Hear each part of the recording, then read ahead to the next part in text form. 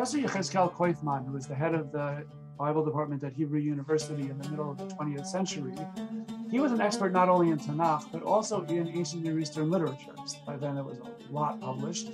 And he marveled at the sheer genius of Tanakh. Marveled. He's like, how could anybody in that world have come up with these ideas?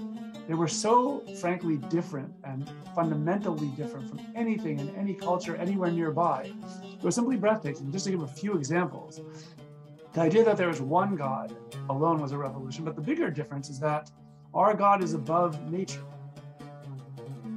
And therefore, there is no room to manipulate God through magic or incantations, any of these things. And there are no forces that compete with God. God is absolutely free. Nothing can rival God's power in the universe. Okay, that's a big revolution that nobody thought of and could have thought of in the pagan setting that they were in. Their gods, first of all, there were a lot of them, but more importantly, they adhered in nature. There were forces that could compete with the gods. The gods could compete with one another. Their gods were not free. Our God is absolutely free and nobody can tell God what to do. Number two, rituals cannot independently harness any magical powers. When we perform rituals, we're doing it as Avodat Hashem. We're serving our Creator. God told us what to do.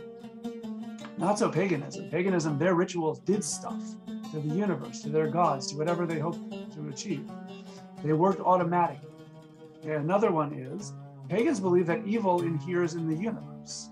We don't think so. Tanakh is very clear. God made a very good universe. And the only force that threatens that goodness is human evil. And that's if people choose to do the wrong thing. There are no other forces out there, no metaphysical forces, nothing at all that creates evil outside of us, our human beings acting the wrong.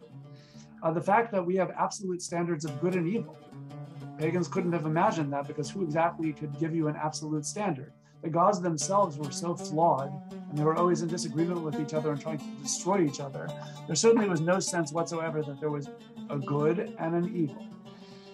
The only other thing that threatens God's perfect creation is human immorality. And that's based on choice. We obviously can choose to do the right thing and should make that choice, and then Mashiach can come.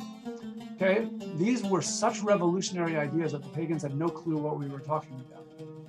And so Professor Koifman just marvels at the sheer genius of Tanakh, because it's not just a slight improvement over everything around. It is an entirely different system.